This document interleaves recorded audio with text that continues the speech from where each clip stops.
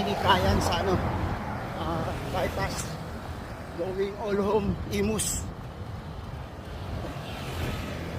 Brisk walking siya brisk walking siya na may konting ubod ng bilis.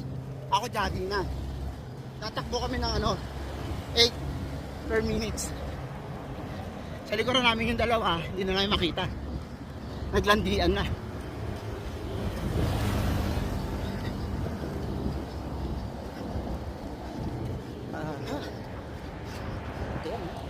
Iba talaga sapatos sa mga mabibilis. Uy, adistar lang yan. Adistar.